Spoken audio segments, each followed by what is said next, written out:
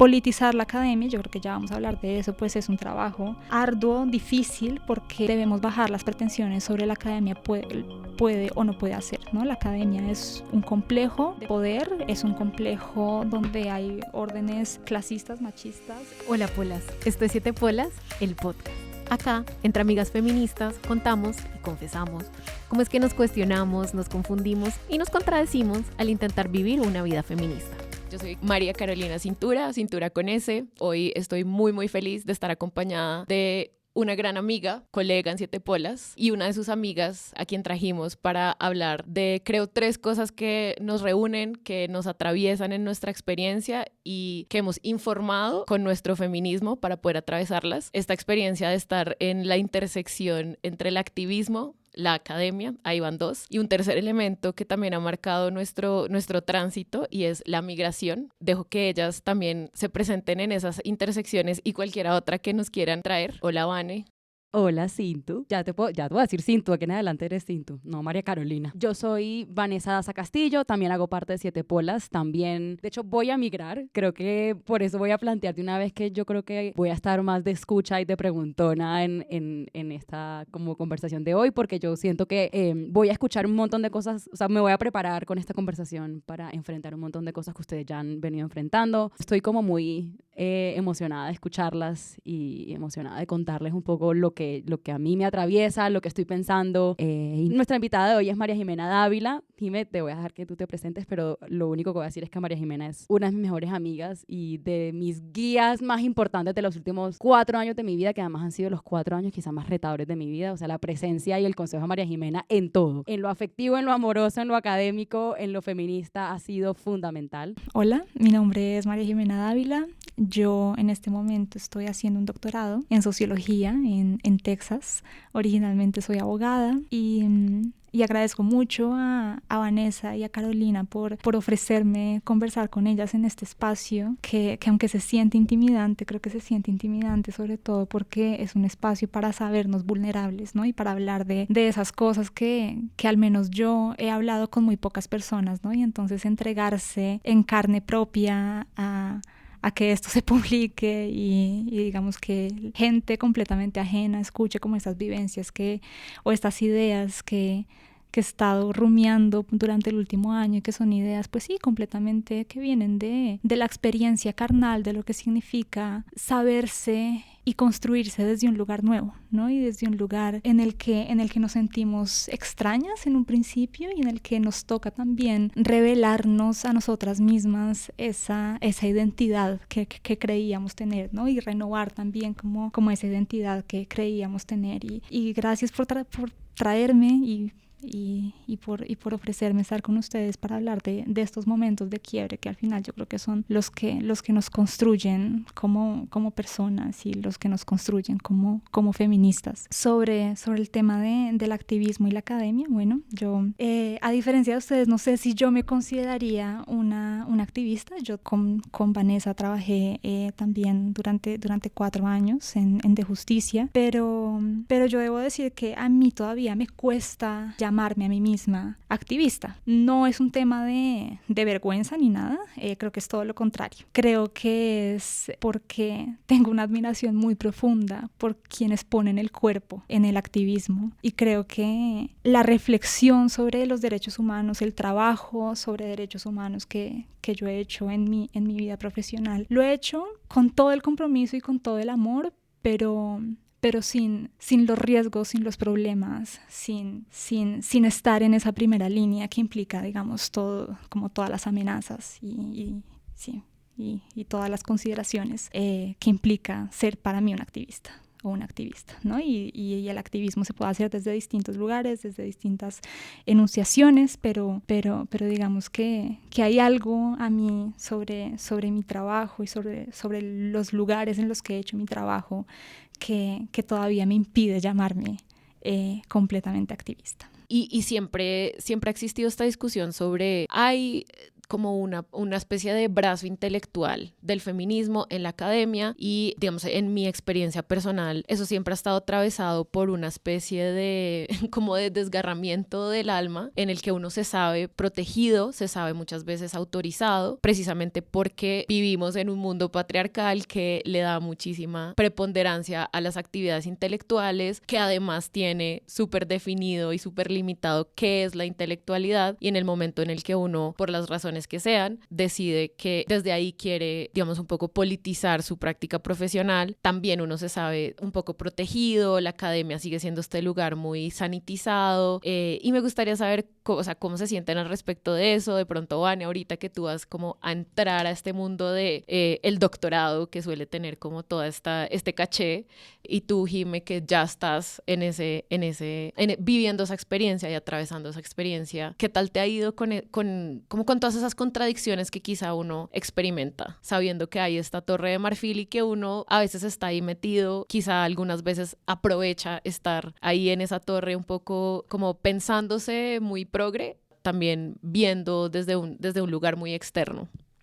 Bueno, pues una fortuna absolutamente infinita dedicar, sí, nuestra vida a la curiosidad intelectual y a la curiosidad política desde un lugar bastante privilegiado, pero siempre saber que los productos, que las exigencias, que el currículum en el que uno está inmerso, pues realmente muy pocas veces, casi nunca van a cambiar las vidas de las personas por las que uno trabaja, ¿no? Incluso si hacemos todos los esfuerzos por tener un tipo de investigación comprometida y un tipo de investigación politizada, como creo que es la investigación que nosotras tres queremos hacer. También creo que de ahí, tratando de conectar con lo que estaba diciendo antes, de ahí viene también mi renuencia a nombrarme activista, ¿no? Porque yo creo que por más politizada que esté mi práctica intelectual o por más trabajo físico que una haga en el trabajo de campo, por más trabajo político que una haga con quienes está colaborando intelectualmente, nunca un trabajo así va a ser semejante al trabajo que realmente tienen las personas que están ahí, ¿no? Con las que uno está construyendo. Y yo creo que sí, de ahí creo que viene mi prevención en nombrarme activista, precisamente de lo que tú decías, de estar en esta torre de marfil y querer politizarla y, digamos, ser la guafiestas en todo, o también tener que ser la guafiestas en todo, ¿no? Porque yo creo que hay unas ventajas quizás de estar ahí en ese espacio, y es que podemos ser las aguafiestas del parche, ¿no? Como lo que Sara Ahmed llama como las feminist killjoys. Y yo creo que tenemos la responsabilidad política de hacerlo, ¿no? Politizar la academia, yo creo que ya vamos a hablar de eso, pues es un trabajo arduo, difícil, porque debemos bajar las pretensiones sobre la academia puede o no puede hacer, ¿no? La academia es un complejo de poder, es un complejo donde hay órdenes clasistas, machistas, que está, digamos, edificada sobre un imperativo de gobernanza neoliberal de las universidades, y hay que luchar contra eso. Creo que una tiene la responsabilidad política de luchar contra eso. Ahora, también creo que esa exigencia de responsabilidad política a veces juega muy en contra de una, ¿no? Porque entonces una siempre es la feminista que entonces tiene que callar como a los machos del departamento, que tiene que pelear por absolutamente todo, cuando a veces los ánimos también hacen que queramos quedarnos calladas. Sí, lo de los Avengers, como que las feministas son las Avengers, entonces exactamente, tienen que luchar contra todo. Sí, ahí hay una ambivalencia muy grande que precisamente nace de esa multiplicidad de exigencias de lo que significa ser una académica feminista en un lugar de poder, como queriendo politizar y queriendo cambiar todo, ¿no? Esperamos todo de ti, pero al mismo tiempo, pues estamos cansadas, o al menos yo me canso y yo tengo vergüenza también. Que sí, como ser la feminista, la que todo el tiempo está intentando desjerarquizar o está intentando despatriarcalizar, aterrizar a todas estas personas que, como decías, las universidades, que es nuestro espacio académico, son lugares que son profundamente jerárquicos y que al mismo tiempo se intentan presentar como estos lugares, digamos, abiertos, artísticos, intelectuales, pero lo que mucha gente no sabe, por ejemplo, es que al interior de estos establecimientos hay unas jerarquías súper claras y además las consecuencias de ser esta piedra en el zapato, que es lo que significa ser una feminist killjoy, como la feminista que se tira todo, las consecuencias de eso pues pueden ser muy graves en un espacio en el que quizá Jime tú puedas hablar de eso,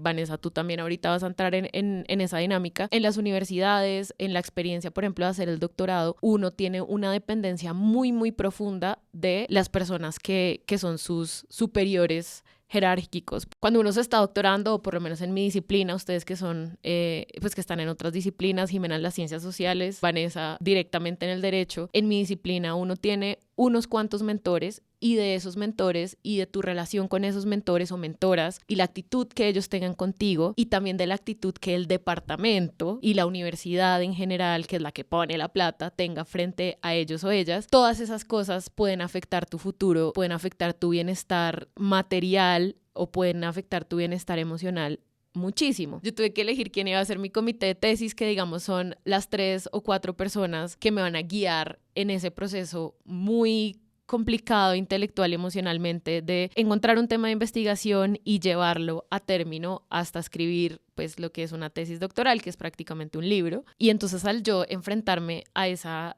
decisión, yo me di cuenta efectivamente que no solamente yo era una feminista piedra en el zapato, sino que mis mentoras, las personas a quienes yo iba a elegir, que quería elegir, eran también piedras en el zapato para personas poderosas dentro de la universidad, dentro de nuestro departamento, y me agarré la cabeza y dije, esto puede tener consecuencias a mediano y a largo plazo para mi vida, para mi carrera, para mi bienestar, ¿qué hago? Y en ese momento dije, no importa. O sea, así como ellas son estas piedras en el zapato de otras personas, también han sido como un espacio de contención para mí y son las personas que me han enseñado a atravesar esta cosa tan ruda que suele ser un espacio tan jerárquico, tan colonial, porque además la universidad es una cosa supremamente colonial, donde te dicen que solamente ciertos tipos de saberes son válidos, ciertas formas de hacer las cosas son válidas, ciertos autores están autorizados, solo unas personas están haciendo, por decir algo, ciencia de verdad o humanidades válidas o escritura válida y las otras personas no, y obviamente son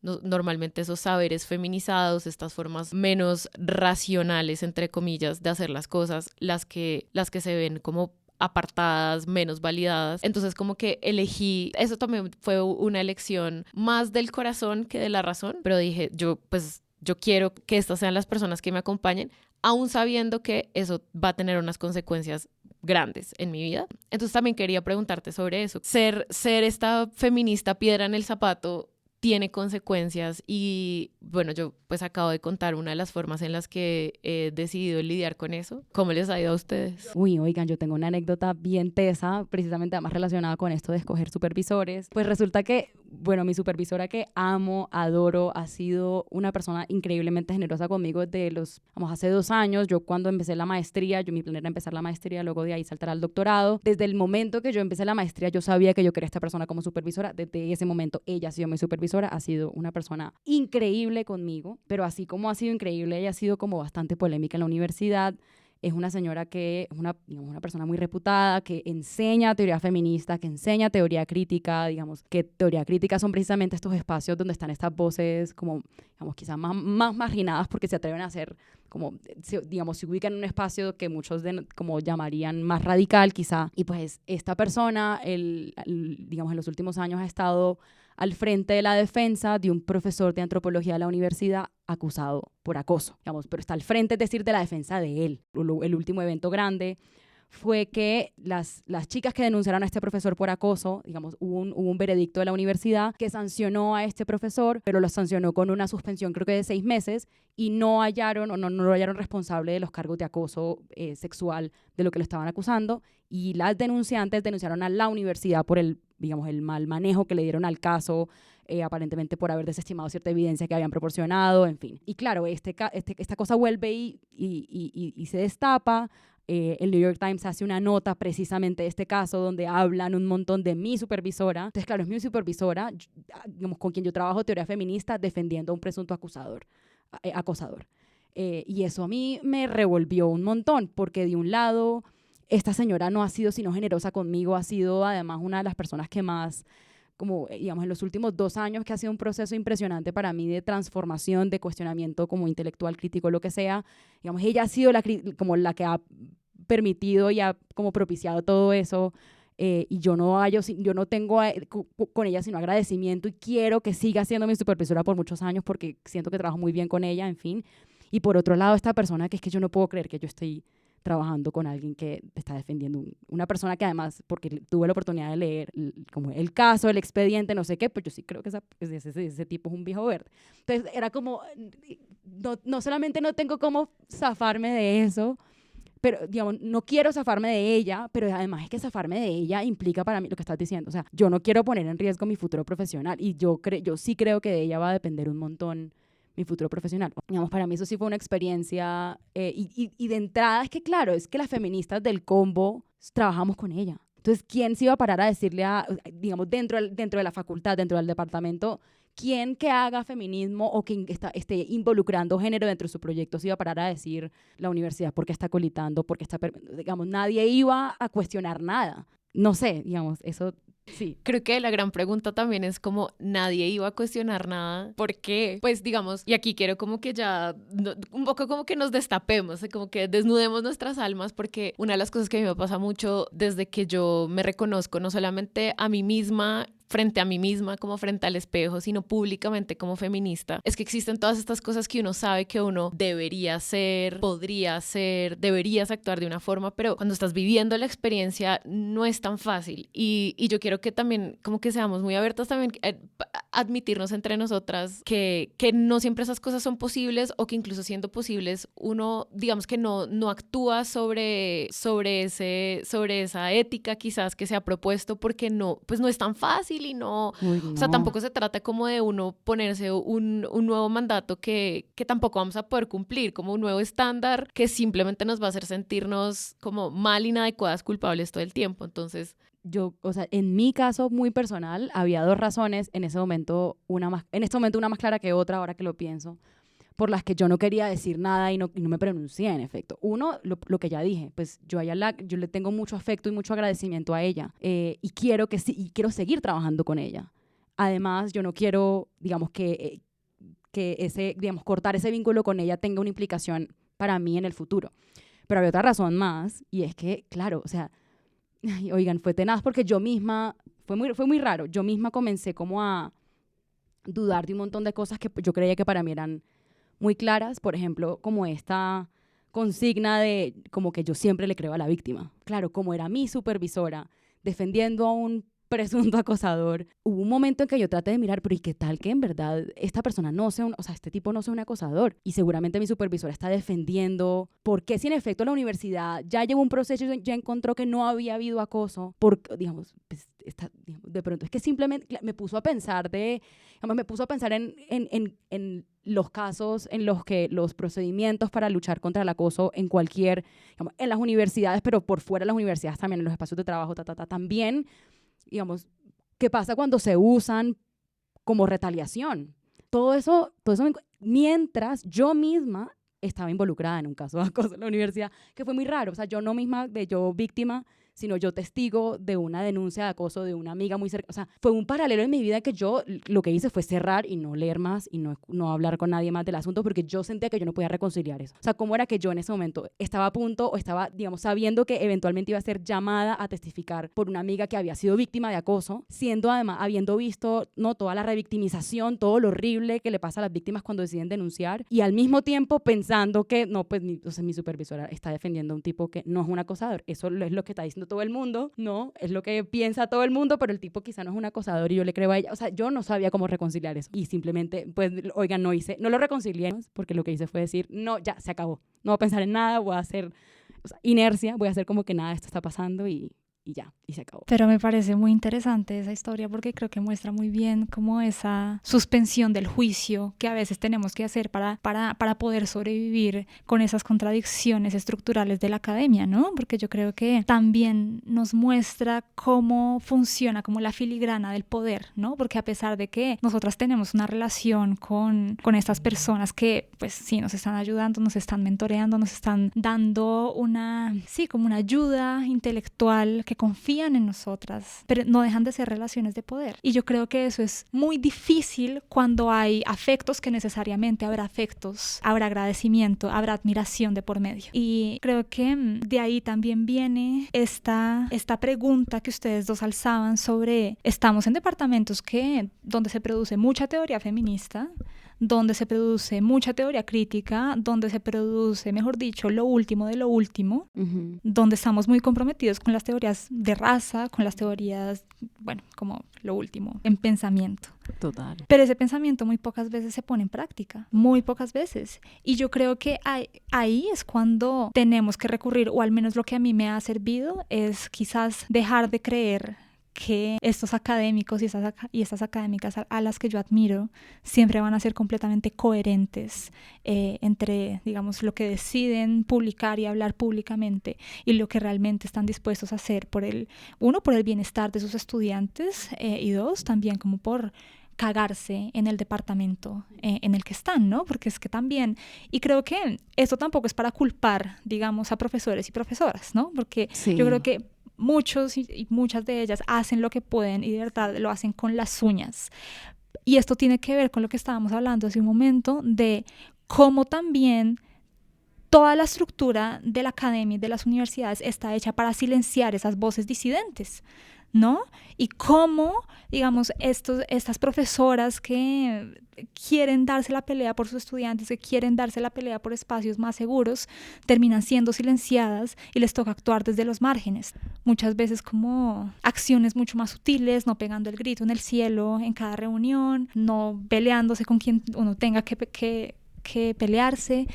Creo que esa es una lección que yo he aprendido bastante en los últimos años, y creo que esto también me lleva a hablar sobre la importancia de empezar como a colectivizar el pensamiento ya con los pares y con las pares que una tiene y una encuentra ya, ¿no? Porque como decía hace un momento, hay que reconocer y hay que desromantizar estas relaciones que una tiene con estos ídolos y estas ídolas académicas, ¿no? Que son relaciones que están cruzadas por el afecto y están cruzadas por la admiración, y hay un montón de cosas bonitas que se derivan de ahí, pero al final son relaciones de poder, en el que no solo ellos y ellas eventualmente pueden ser útiles e instrumentales para ti, sino que sobre todo tú eres útil e instrumental para ellas también, ¿no? También estaba pensando justo que ahorita que estabas hablando del diseño de la universidad, que los y las estudiantes doctorales somos mano de obra barata, explotada dentro de la universidad, que tal vez también podríamos comentar sobre el hecho de que nosotras tres somos estudiantes internacionales en la universidad gringa, ¿no? Y para mí eso ha sido... Toda una institución. Exacto. En sí misma. Exactamente. Sí. Para mí eso ha sido una experiencia que me ha abierto muchísimo el panorama, tanto así que es, digamos, mi tema principal de investigación en este momento, pero sobre todo en lo personal, que es lo que más me interesa como traer acá. Es un lugar de mucho conflicto porque siento que muchas veces yo, como estudiante internacional, le soy muy útil a la universidad, no solamente como mano de obra barata, sino como la cara de una falsa diversidad. Pues, ¿cuál diversidad, no? Como que yo he tenido que llegar a un punto muy autocrítico de decir, yo estoy acá porque soy el fruto de un cúmulo infinito de privilegios en mi país de origen, y el diseño mismo de la universidad, el diseño mismo del sistema de admisiones, la forma en la que la universidad es cómplice con el sistema migratorio en Estados Unidos, es lo que me trae acá. Y luego la universidad obviamente explota eso hasta sus últimas consecuencias, lo cual al mismo tiempo, y esto por eso lo quiero matizar, no quiere decir que efectivamente mi diferencia, lo que yo le puedo aportar a la universidad, también surge del hecho de haber crecido, por ejemplo, en un país como Colombia, de ser hispanohablante, de ser, por ejemplo, una feminista latinoamericana. Todas esas cosas yo también las traigo a mi departamento. Y entonces es como un conflicto ahí, como con qué tipo de diversidad eres tú, qué traes acá, desde qué lugar te estás enunciando, a quién representas, ¿no? Que es como otro gran tema, otra gran discusión para nosotras las feministas, esta cuestión de la representación. Y siento que también como que este migrar como intelectual, migrar como estudiante, es una categoría muy particular de migración que no deja de ser, de todas formas, un golpe para uno, un choque para el sistema. En mi caso, por ejemplo, fue una transformación radical en mi lugar en la jerarquía racial, en la jerarquía económica, en la jerarquía de género, que me hizo comprender, por ejemplo, bueno, tanto que en el feminismo, digamos, de divulgación pública se habla del privilegio y como que no se matiza eso, y uno de mis grandes descubrimientos fue como, un momento, el privilegio es móvil. O sea, yo puedo ser muy privilegiada en Colombia, pero el hecho de emigrar, apenas yo cruzo esta frontera, estoy en otro lugar, mis intersecciones del privilegio son distintas. Digamos, hay opresiones y hay privilegios distintos. Y no sé cómo les ha ido a ustedes con eso. Me encanta que lleguemos a este tema porque a mí eso particularmente me ha hecho pensar bastante, porque yo soy la única persona nacida y criada en América Latina de mi programa. Yo también. Entonces, no, y creo que eso dice mucho, ¿no? De cómo estos programas también promulgan y se jactan de ser diversos, pero tienen cuotas absolutamente mínimas de también, digamos, de lo que ellos creen diversos, ¿no? Porque creo que también ellos ven en nosotras como una otredad radical, que realmente no lo es, o sea, somos personas blancas y pues con un privilegio que, como decías, cambiante y relativo, pero con un privilegio al fin y al cabo. Entonces, creo que en mi experiencia eso simplemente ha desnudado por completo las contradicciones, a veces hasta absurdas y cómicas y terribles de la academia en Estados Unidos. Por ejemplo, mi departamento, que es un departamento que también de alguna forma se jacta de tener mucha investigación en América Latina. ¿Es un programa como de estudios latinoamericanos o no? No, es un programa de sociología, pero pues va mucha gente allá a hacer estudios de América Latina y pues hay, pues en este momento hay muy poca gente de América Latina. Esa imagen aplica para dos cosas, ¿no? Como para ese conocimiento que uno va y busca, hace investigación en América Latina, dice un montón de cosas sobre América Latina, pero va y las dice allá en Estados Unidos para publicar, para hacer libros, para ascender en una carrera académica y también un poco aplica para nosotras. Yo a veces me siento un poquito como un producto que fue sacado de América Latina y manufacturado en Estados Unidos y estoy haciendo como las paces con eso porque también gran parte de mi conciencia política se ha desarrollado allá. Entonces es como toda esta contradicción interna, nuevamente como un desgarre espiritual de decir, bueno, yo quiero seguir arraigada a mis raíces porque además esta conciencia política tiene que ver con quiero ser de donde yo soy, pero yo lo descubrí allá. Y lo descubrí en parte también porque hubo esta movilidad de privilegios que ¡pum!, me sacudió y me hizo ver lo que realmente es ser, por ejemplo, en este caso, una persona racializada. Decías tú ahorita como nosotras somos blancas, sí. Acá en Colombia estamos o sea, excepto porque somos mujeres, estamos probablemente en el escalón más alto de las jerarquías raciales, patriarcales, machistas y demás. Pero en Estados Unidos, por lo menos uno de entrada ya has leído como otra cosa, como migrante, muchas veces como latina. Yo estoy en California, entonces esa relación con los latinos es extrañísima. Tú estás en Texas, me imagino que es aún peor. Sí, completamente de acuerdo. Yo creo que tratando de responder a esto, es que son demasiadas cosas que me haces pensar.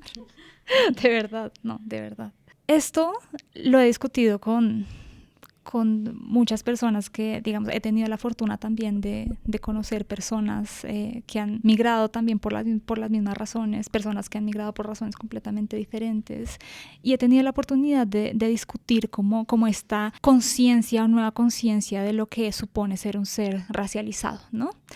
De lo que supone reconocerse como un sujeto racializado, ¿no? En un contexto donde, digamos, la blanquitud no solo material, sino también como en términos de ideas predomina, ¿no? Pero también creo que, sobre todo, lo que me encantó lo que decías hace un momento sobre la migración intelectual, ¿no? Y sobre como como eso de más, como esa posibilidad y también como ese estatus que de alguna forma te da frente a otras personas, ¿no? Sí, yo soy una trabajadora, pero soy una trabajadora completamente diferente a las trabajadoras, muchas de ellas migrantes indocumentadas que, por ejemplo, hay en mi universidad que trabajan al lado de mi casa, ¿sí? En los restaurantes. Entonces creo que para mí también, sobre todo, ha sido no solo un momento para verme o reconocerme como sujeto racializado, sino sobre todo para complejizar esa racialización. Para ver que, bueno, a mí, como supongo que a ustedes también les toca o les va a tocar, tengo que dar clases y me encanta dar clases, de hecho es como lo que más disfruto de esta experiencia. Y cuando yo llego a clase, mis estudiantes de pregrado, por ejemplo, están dentro de la escala de capitales distintos, raciales, sociales, económicos, etcétera, en posiciones completamente distintas a mí, ¿no? Entonces tengo por un lado las hijas de los jaques del petróleo de Texas, ¿no? Y por otro lado tengo muchas personas de herencia latina cuyos padres tuvieron que migrar sin documentos, ¿no? Y entonces creo que estar en esa posición me ha hecho, y simplemente caminar por la calle, ¿no? Caminar por la calle en Texas implica también un constante cuestionamiento sobre mi lugar de enunciación en el mundo. A mí eso es lo que me ha sucedido, sobre todo simplemente caminar por ahí. Es decir, yo tengo muchísimos más privilegios como encarnados que muchas personas de acá, muchos trabajadores y muchas trabajadoras, pero nunca igualmente seré el sujeto ideal de este sistema de blanquitud.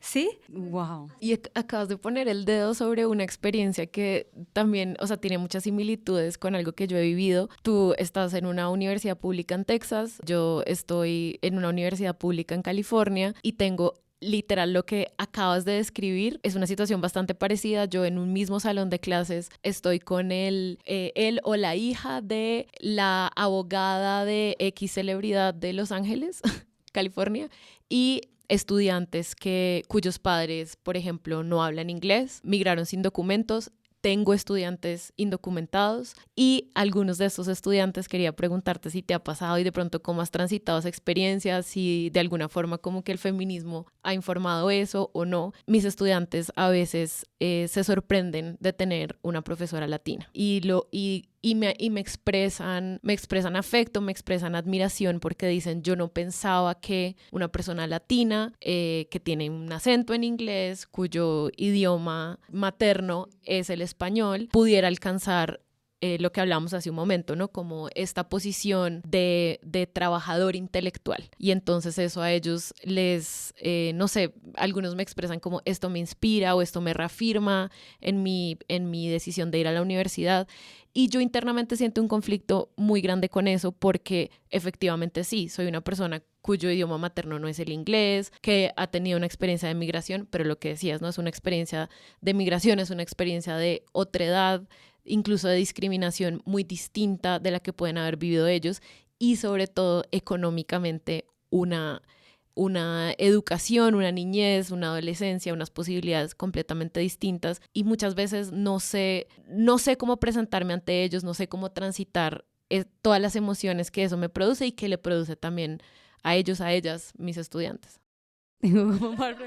No, es que, y además mis preguntas, creo que digamos, la razón por la que yo quisiera preguntarles es porque yo no me identifico casi con esas experiencias por muchas razones. Uno, porque mi universidad es privada y otro, porque yo siento que Boston tiene una demografía muy distinta a la que tiene en California y Texas. Por supuesto que hay comunidades latinas, pero yo siento que dentro de la universidad, eso que ustedes están describiendo, yo no lo siento. Yo no sé si es porque yo he estado muy ensimismada y muy metida en mis propias cosas, o no sé si es que en efecto, digamos, mi sensación refleja un poco lo que puede sentir una persona latina en mi universidad, que es por el lugar donde está y por ser privada, no me enfrenta a nada de eso de lo que ustedes están hablando y me parece como fascinante. Y creo que como que la pregunta más que todo es querer como devolverme algo que dijiste, Jime, algo como sobre las preguntas sobre tu lugar de enunciación y cómo eso viene precisamente de posicionarte en ese lugar y de la gente que te rodea y que las rodea. Cuando hablan del lugar de enunciación, ¿a qué se refieren? Y eso cómo impacta su vida, tanto cotidiana como su proyecto académico. O sea, ¿eso qué es? Yo creo que para mí el lugar de enunciación es quién creo yo que soy en el mundo o cómo interactúo yo también desde mi cuerpo, ¿no? O sea, entendiéndome yo como un sujeto que tiene un cuerpo y que ese cuerpo tiene un género, tiene una racialización, tiene también como un capital encarnado. Como yo, desde mi cuerpo, me entiendo en un lugar particular y me entiendo en el mundo, ¿no? Y esto sigue siendo un poco abstracto, Pero creo que en mi vida cotidiana las crisis sobre el lugar de enunciación se materializaban, por ejemplo, en constantes preguntas sobre yo qué estoy haciendo aquí, ¿no? Yo qué estoy haciendo aquí. Este es un sitio completamente al que yo estaba, pues completamente diferente al que yo estaba acostumbrada. ¿Quiénes son estas personas? No encuentro algo semejante y algo común con estas personas con las que yo estoy interactuando todos los días, ¿sí? Y la crisis de ese lugar de enunciación es precisamente como ese quiebre de quién cree uno que uno es. Para mí el lugar de enunciación es simplemente tener una conciencia de desde dónde estoy hablando. Creo que también como que en este feminismo que vivimos, que habitamos hoy en día, que requiere que tengamos como unos conceptos muy decantados para lanzarle al mundo cuando estamos haciendo divulgación de prácticas de activismo, de filosofías feministas. Y entonces muchas veces se habla de el privilegio, como sé consciente de tu privilegio. Eso se ha banalizado un montón y yo siento que esta idea del lugar de enunciación es una forma más compleja y más matizada y más profunda, como acaba de quedar en evidencia, de pensar eso, ¿no? Como en qué intersección de privilegios y opresiones estoy parada, a quién le estoy hablando y desde dónde, cómo me estoy presentando ante el mundo desde una conciencia de quién soy y de dónde vengo. Entonces muchas veces los lugares de enunciación son eso, ¿no? Como decir, bueno, soy mujer y eso cómo afecta mi relación con el mundo, soy feminista, estando en Estados Unidos soy migrante, pero en Colombia no, entonces mi lugar de enunciación cambia. Tiene todo que ver con esta discusión que veníamos teniendo sobre, en este caso, nuestra relación con los y las estudiantes, cuando ellas me expresan, no sé, afecto o admiración porque soy una mujer latina, pero al mismo tiempo yo tengo que tener un poco los pies puestos en la tierra y decirles sí, pero también estoy acá producto de un montón de privilegios económicos, o cuando a mí me piden que yo represente, por ejemplo, la colombianidad o la latinidad y yo tengo que ser consciente de que mi conocimiento sobre mi territorio de nacimiento es infinitamente limitado. Por ejemplo, eso hace parte de uno tener una conciencia de desde dónde estoy hablando. Y de hecho, entonces te devuelvo la pregunta, Vane, porque yo creo que tú acabas de atravesar una experiencia en la que uno tiene que ser muy consciente de su lugar de enunciación, y es la postulación a un programa de doctorado. Cuando uno se postula al programa de doctorado, por ejemplo, para las personas que no lo saben, por ejemplo, uno en algunos momentos se tiene que identificar, por ejemplo, su raza. En algunos casos, no sé si a ti te tocó, tiene que hacer un ensayo corto sobre su diversidad. No sé si eso te tocó y cómo lo abordaste y cómo te sentiste, porque eso precisamente es un ejercicio de conciencia sobre el lugar de enunciación. Para mí, por ejemplo, como digamos, mujer feminista, como una persona que es muy autorreflexiva, ese tener que poner en unas pocas palabras como estas son todas las formas en las que yo soy diversa, por favor elígeme por mi diversidad, instrumentalizar también esa diversidad, que no creo que esté mal, igual a veces también estratégicamente lo tenemos que hacer. Creo que ahí va.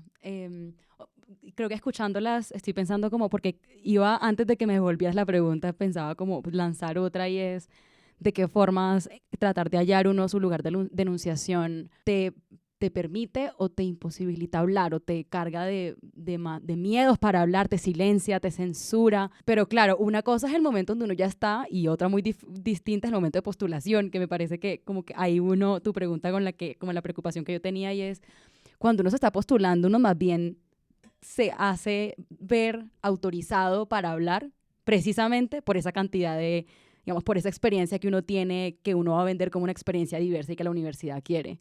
En vez de decir, carajo, yo estoy parada en un enorme privilegio, yo debería ser muy cuidadosa con las cosas que voy a decir porque no pretendo representar a nadie, no tengo unas vivencias para representar un montón de cosas de las que además voy a hablar, ¿no? Que además voy a investigar. Pero cuando uno se está postulando, uno más bien lo que hace es decir, por eso es que usted me tiene que elegir, porque yo soy la que tengo que hablar de esto, nadie en su lugar y en su sitio está hablando de esto, elíjame, que usted quiere a alguien que hable de esto y la que lo voy a hacer soy yo. Digamos, lo hice cuando estaba preparando la aplicación para la maestría, todo el mundo acá me lo recomendó, y luego cuando estaba preparando la aplicación del doctorado, todo el mundo allá me lo recomendó, y a mí me decían, pues tú vienes de este sitio, además como muy interesante porque creciste en una mina de carbón en todo el privilegio, un oasis de privilegio, en uno de los departamentos más pobres de Colombia, además, pues, digamos, tú eres además de allá, o sea, a diferencia de la gente con la que creciste. No, mejor dicho, yo tenía como este sitio interesantísimo del cual hablar y eso me daba a mí toda la autoridad para decir, yo quiero precisamente hablar de temas ambientales, de justicia ambiental mezclado con justicia social y justicia de género. Curiosamente, claro, precisamente esa historia que yo, a ver, digamos, de toda esa historia estoy en la cúspide del privilegio, además, pero en mi aplicación yo me estaba presentando como la voz autorizada para eso. Digamos, mi plan siempre fue como, claro, yo soy la voz autorizada para eso, cuando en realidad lo que voy a hacer es ir a hacer etnografía donde la gente que sí de verdad lo vivió en la carne. Entonces, es como una cosa muy complicada de yo soy la voz autorizada, al final la que va a hacer la publicación soy yo, la que está siendo admitida al doctorado soy yo, pero y me estoy presentando como que va a hablar de una experiencia que supuestamente es mía, pero en realidad no tanto. Pero también eso me pone a pensar, y lo he pensado además, sobre todo el último año, cuando yo estaba eligiendo a dónde hacer mi doctorado, porque yo era muy consciente de que la universidad a la que al final voy a ir, pues no es la universidad donde esos temas estén, digamos, explorando, debatiendo. Hay otros sitios donde esas ideas son mucho más bienvenidas, como esta mezcla género, temas ambientales y demás.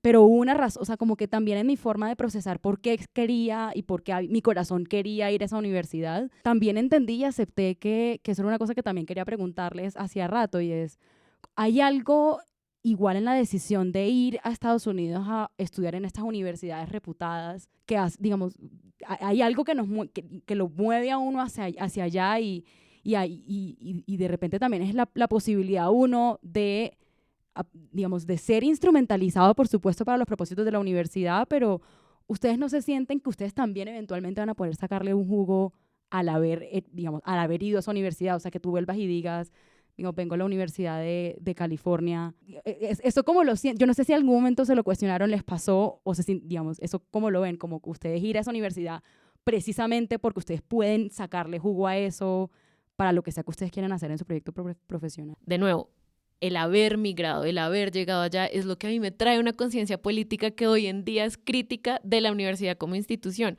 Cuando yo elegí Estados Unidos como destino, cuando yo elegí la academia gringa, no fue tan reflexivo, fue como una cosa mucho más práctica. Y sí, digamos, una cosa muy de credencialización, de tener la credencial de un diploma en una universidad prestigiosa de Estados Unidos que luego me iba a permitir volver a Colombia, que hasta ahora pues sigue siendo como mi plan, a presentarme a la universidad y decir que contrátenme porque porque pues ustedes, digamos que se comen este cuento de que las universidades, el título en la universidad gringa me autoriza para. Hoy en día soy muy crítica de eso ya es pues mejor dicho una disertación completa, pero sí yo era consciente como del asunto de la credencialización, como yo necesito este título, lo traigo y así consigo el trabajo que yo quiero. Hoy en día tengo una actitud completamente distinta al respecto y efectivamente, como hemos hablado varias veces, lo que aprecio demasiado y lo que me ha hecho quedarme en el programa y lo que me ha hecho seguirle apostando a este camino, de nuevo, frente al cual soy supremamente crítica, pero frente al cual también estoy totalmente agradecida, es esa experiencia vital, como ese intercambio de experiencias con todas las personas que pude conocer,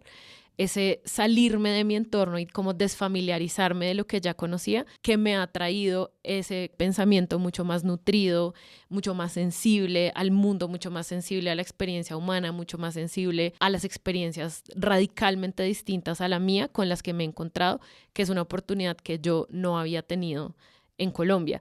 Entonces, como en resumen, para responder a esa pregunta, para mí fue una decisión completamente práctica, perfectamente enmarcada en lo que pienso yo que es la mayoría de las personas que tenemos oportunidades de migrar para estudiar fuera, que es como si yo quiero este título de esta universidad pupi que luego me va a autorizar en Colombia para X o Y cosa. Hoy en día no lo veo así, sobre todo porque no sé si mi título lo voy a querer aprovechar después en la forma que todo el mundo espera que lo aproveche, pero lo que sí estoy aprovechando así al máximo y frente a lo que estoy profundamente agradecida, esa transformación emocional, espiritual, intelectual que tiene que ver con el sacudón, no de la institución prestigiosa, sino de la comunidad que hay dentro de esa institución. Y eso me recuerda también algo que una amiga me hizo una vez cuando yo llegué a Austin. Yo la acababa de conocer, ella es de Estados Unidos, y ella me dijo, creyendo que, digamos, era lo que debía decir, evidentemente, y seguramente con la mejor intención del mundo, me decía, es que yo te admiro tanto por venir acá a estudiar a un país que no conoces y en una lengua que no es la tuya, porque yo nunca pensaría en hacer eso. Y ella pensó que esa era una forma de mostrar admiración frente a lo que yo estaba haciendo, frente a este proceso, ¿no? de migración y de choque. Y yo no se lo dije, pero siempre quise decirle, es que a ti no te toca pensarlo así, ¿no? Es que, o sea, para ti esto ni siquiera es como una opción, ¿no? Como tú naciste en el que se considera el centro del mundo. Exacto. Tú naciste en el mundo para mucha gente, ¿no? En lo que es el mundo para mucha gente. Y otra cosa, ya respondiendo prácticamente a la pregunta de Vanessa, también tiene que ver con la financiación, con algo muy, muy material, ¿no? Y es, pues, evidentemente, muy poca gente en el mundo tiene para pagarse un doctorado, ¿no? Y de hecho los programas de Estados Unidos, pues la mayoría son financiados, ¿no? Es un trabajo que tú haces. La vía más fácil para tener un doctorado financiado, pues, es Estados Unidos, porque, pues, tristemente, así funciona el mundo colonial de la academia, y es que los recursos, pues, están concentrados en el norte y, pues, no acá. Así la investigación que se haga acá, que quiero aprovechar para decirlo, me parece de verdad de la mejor que se hace en el mundo, y digamos como en términos de conceptos, ideas, de posicionalidad, de trabajo conjunto, creo que América Latina se lleva en muchos sentidos al norte. Completamente, creo que en América Latina está el futuro del pensamiento, a mi parecer. Bueno, yo creo que ya para ir cerrando un poco, lo que yo quiero hacer es que seamos conscientes que además de todo lo que hemos hablado y que hemos compartido acá, nuestras confusiones, nuestras contradicciones, y también lo que hemos hecho es hablar de las formas en que el feminismo ha informado esas estrategias frente a las cuales nos enfrentamos a una institución que es jerarquizada, que es patriarcal, a unas presunciones sobre lo que es el trabajo intelectual, a unos cuestionamientos de nosotras mismas como académicas, como profesoras, como intelectuales, como profesionales, y quizás hacer como una especie de recuento que he venido recopilando a lo largo de nuestra conversación de cuáles son esas estrategias, que siento que es algo muy valioso y es algo que me llevo, que les agradezco además a las dos que hayamos podido llegar a esas cosas. Hemos hablado, por ejemplo, de pues que aunque el diseño de la universidad es jerárquico, es patriarcal, es colonial, nos asumimos, por ejemplo, desde una colectivización del pensamiento, de buscar en nuestros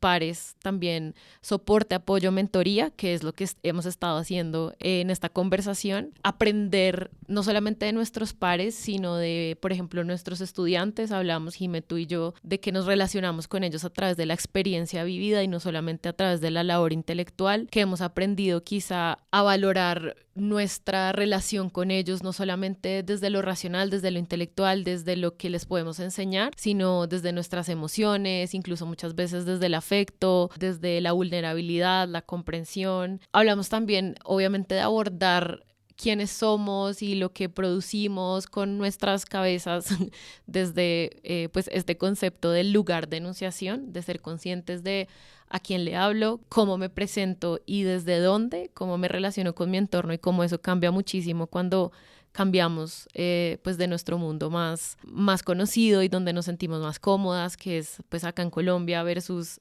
la academia en Estados Unidos. Y creo que también todo esto tiene que ver con un impulso, creería yo, de transformar todas estas prácticas, todas estas ideas sobre la producción intelectual un poco de adentro hacia afuera. Acá hemos contado de qué formas lo intentamos hacer, en qué formas también actuamos de formas estratégicas, porque es lo que hay que hacer, como que hay una realidad a la que nos estamos enfrentando y tampoco uno puede, por tener un horizonte ético feminista, negarse a habitar el mundo que habita, pero también teniendo como esa conciencia de que hay formas, hay estrategias de no solamente sobrevivir, sino un poco como transformar de adentro hacia afuera. No sé, se me ocurre también que alguna de las cosas que hablamos es como de no deslumbrarse necesariamente por el prestigio de la institución o por el poder de las personas que admiramos, y por el contrario también como estar en ese cuestionamiento constante, que al mismo tiempo puede ser también muy humano, ¿no? Como siempre estar muy consciente de la humanidad y de la complejidad de esa otra persona persona que me encuentro en el salón de clases o a la hora de la producción académica o a la hora de hacer mi tesis o incluso a la hora de habitar un campus universitario en el que hay trabajadores de todo tipo y no solamente personas que están conmigo en el departamento pues echando cabeza y leyendo y escribiendo. No sé qué se me haya escapado, no sé qué quieran agregar así como a modo de cierre. Lo que a mí me ha salvado de momentos de duda y tristeza y una profunda inseguridad es el encuentro precisamente con otros, con mis pares. Es la posibilidad de que, como lo decía hace un rato, este lugar nuevo, extraño, árido, hostil, en un principio también es un lugar donde también hay gente, donde también hay una comunidad y donde también yo puedo existir en comunidad con otros y otras. Bueno, hablando también de este cuidado colectivo, ¿no? Como que nos hace sobrevivir. También quisiera hablar un poco sobre qué hacemos cuando en estos momentos de quiebre, y esto pues no solo es válido, creo yo, para procesos como de migración, como el de nosotras, sino para cualquier proceso de quiebre, y es qué hacemos también con el imperativo del cuidado, ¿no? Que en muchos casos también viene de este feminismo perfecto, ¿no? Que nos dice como el cuidado es todo, y el cuidado es todo, pero ¿qué hacemos cuando el cuidado también se convierte en un imperativo? Sobre todo cuando pues en mi caso, y esto quizás es ya demasiado personal para cerrar, pero cuando en mi caso el autocuidado y el hacerse cargo de sí, que es también como el lenguaje de la adultez y de la virtud, ¿no? ¿Qué hacer cuando defraudamos esos imperativos de autocuidado y de virtud, ¿no? O sea, yo creo saber perfectamente de qué estás hablando, pero yo creo que la gente no es tan consciente de que cuando uno llega y empieza a estudiar y empieza a estudiar, tiene toda esta carga encima de que lo logró, pero de que hay un montón de gente que dejó atrás, que lo impulsó a esto y como que ahora es el momento de demostrar realmente quién eres y estás en este momento emocionalmente muy complicado en el que literalmente has perdido o te fuiste, dejaste atrás muchos de tus privilegios, te encuentras en un lugar completamente desconocido y entonces te quiebras emocionalmente, te quiebras de pronto físicamente. Creo que también tiene que ver con algo que hemos discutido antes y es sobre también darnos la posibilidad de tampoco ser tan rigurosas en nuestros afectos y en nuestros sentimientos y en nuestras emociones. ¿Y a qué me refiero con eso? A darle también espacio. Creo que hemos logrado, gracias al feminismo y a los movimientos feministas, hemos logrado reivindicar la rabia como un sentimiento que produce cosas. Pero, por ejemplo, ¿qué hacemos con la tristeza? ¿Qué hacemos con esos momentos de oscuridad, de no poder hacernos cargo de sí mismas? ¿Cómo eso nos habla también para nuestro cambio personal y para el cambio social? ¿Cómo eso es productivo o no? Porque todo tiene que ser productivo, sí, o sea, porque pues no tendría que serlo tampoco. A veces simplemente sí necesitamos quedarnos o vivir como esa oscuridad, ¿no? Bueno, Anne, tú que estás por embarcarte en el proceso doctoral, ¿qué llevas en esa caja de herramientas que pronto ha surgido de esta conversación? Uy, de todo. Creo que me estoy haciendo sobre todo consciente como de que cuando uno habla de hacer un doctorado y uno habla como de labor intelectual y academia, uno excluye lo que yo creo que es realmente lo que nutre ese proceso, que es la vivencia propia, como todo eso que ustedes describieron ahorita, como llegar a un sitio extraño y que eso me quiebre, estar en un momento de quiebre donde no puedo hacerme cargo de mí misma, como darme cuenta de que me salva hacer colectivo mi conocimiento y mis emociones y mis sentimientos y construir una comunidad, como lo que me salva es encontrarme en la experiencia de mis estudiantes y entender los conflictos que eso también me genera. O sea, mejor dicho, como que uno al final lo que uno termina haciendo en un doctorado es una tesis, un artículo que se publica, un libro que se publica, y lo que estoy sintiendo con esta conversación es que eso no llegará a ser quizá el 1% de lo que es el ejercicio académico, y que además que el ejercicio académico y que el mismo nombre es como que, porque digamos, lo que informa completamente esa producción de conocimiento en realidad es una cantidad de vivencias, sentimientos, sufrimientos, alegrías, conflictos internos que no necesariamente culminan en la producción de un artículo. O sea, como que la cantidad de preguntas, o sea, mejor dicho, todo lo que sostiene la posibilidad de que uno pueda terminando una tesis o un artículo académico y tal, es todo lo que no está en esa tesis o ese artículo académico que uno ve. Me encanta que de acá haya salido contención, validación y sobre todo que nos demos cuenta que este ejercicio de la labor intelectual que es valorado en el feminismo y con razón, y que también es cuestionado en el feminismo y con razón. La conclusión para mí es que hay una forma feminista de abordarlo, no un imperativo feminista, sino una forma feminista de hacerlo que tiene que ver es más como con la sensibilidad y un poco como con esta conexión mente, cuerpo, espíritu y comunidad. Entonces cierro con eso. Jimena, Vane, muchas gracias. Esta era una conversación que yo quería, que necesitaba, que de nuevo mi mente, mi cuerpo, mi espíritu la habían pedido. Estoy muy, muy agradecida con ustedes. No, con ustedes dos, oigan. Muchas gracias por este momento, por este encuentro. Bueno, polas, hasta acá este episodio. Gracias por acompañarnos aquí, donde una pola es toda persona en proceso de feminismo, donde quiera que ese proceso esté. Este episodio fue producido y editado por mí, María Carolina Cintura, Cintura con S. 7 Polas, el podcast, es una producción de 7 Polas en colaboración con Sillón Studios. Un agradecimiento muy especial a Sara Trejos por su generosa mentoría. No olviden ver todo nuestro contenido siguiéndonos en @7polas en todas las redes sociales. Ayúdenos a compartir este episodio con todas las polas que tengan en sus vidas. Así podremos llegar a más personas. Y no olviden dar una calificación o me gusta en su plataforma de podcast favorita. Así también nos ayudan a crecer. Además, les recomendamos estar al tanto de este y todos los podcasts maravillosos de nuestras colegas y amigas de Sillón Studios, siguiendo a @Sillón Studios. Esta temporada se produce gracias al Public Humanities Fellowship del Interdisciplinary Humanities Center de la Universidad de California en Santa Bárbara. Nos escuchamos con más historias de vidas feministas en un próximo episodio.